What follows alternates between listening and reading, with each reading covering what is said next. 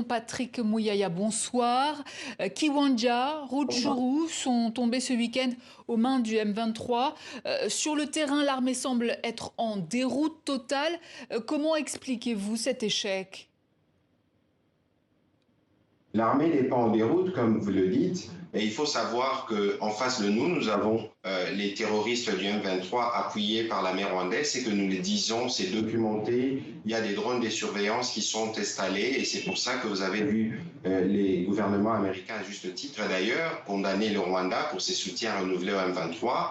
C'est des questions opérationnelles, il y a des dynamiques de terrain. Il faut savoir que nous, la première préoccupation, c'est de protéger les populations parce que vous avez parlé des villes, des agglomérations où il y a 600 000 habitants, des dizaines de milliers d'habitants. Nous ne pouvons pas, nous engager comme les terroristes s'engagent parce que leur seul objectif, c'est justement de s'aimer mort et désolation dans une zone où la situation humanitaire est particulièrement compliquée. Mais donc ce qui veut dire que la prochaine étape, c'est Goma, parce que visiblement le M23 est aux portes de Goma à l'heure actuelle.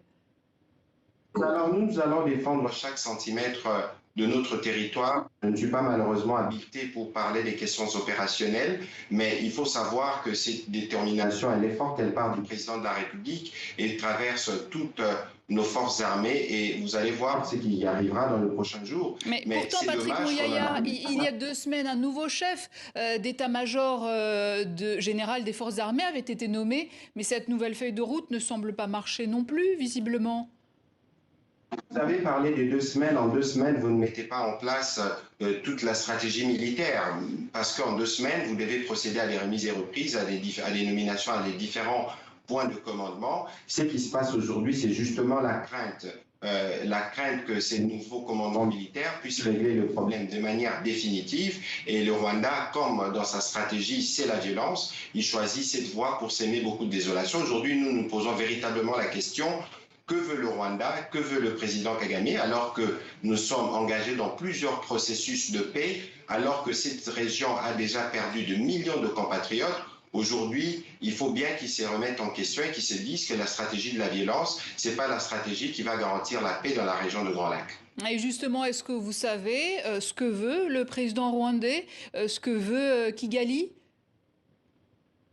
C'est une très bonne question. Ils doivent être en mesure de l'exprimer parce que les discours ségrégationnistes que le Rwanda tient sous le prétexte qu'au Congo, il y a une discrimination qui est faite aux rwandophones est un discours qui est totalement faux et vous ne pouvez pas penser, vous présenter comme protecteur d'une communauté en assassinant des milliers d'autres parce que c'est ce qui arrive sur le terrain et en causant autant de drames, autant de populations déplacées. Et les fameux discours sur les forces démocratiques de libération du Rwanda, les FDLR, que nous avons pourtant combattu avec le Rwanda ensemble. Aujourd'hui, les M23 est une force d'occupation, alors que les FDLR tuent des Congolais et n'a jamais tué aucun Rwandais dans les récents rapports vérifiés. Et donc, pour nous, c'est véritablement dommage que le président Kagame recourt à cette stratégie de violence. Il faut bien qu'on lui repose la question, c'est quoi son plan? Parce que nous avons essayé les dialogues, nous avons essayé la coopération de manière ouverte depuis l'arrivée du président Tshisekedi à la tête de ce pays, mais finalement, ce n'est pas la voie qui semble être la bonne pour lui.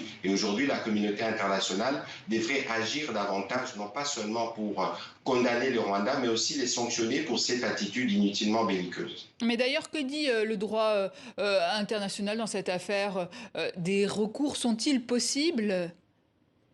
De toute évidence, nous collectons des informations, nous documentons et les moments venus, nous allons user de tous les moyens de droit pour que justice soit faite à nos différentes populations. Vous avez suivi les rapports de Human Rights Watch ou de l'UNICEF qui parlent aujourd'hui des dizaines de milliers d'enfants qui ne peuvent pas aller à l'école, de femmes qui sont égorgées, violées et tuées. Ça fait autant d'années que cela dure et les coupables est bien connu et malheureusement le coupable revient encore en surface et pourtant nous sommes bien engagés dans le processus de paix de Nairobi, de Luanda et même le président Macron s'est impliqué pour que la question soit résolue. Nous espérons que la raison reviendra et que nous allons privilégier la voie de la paix qui garantisse la protection à toutes nos populations.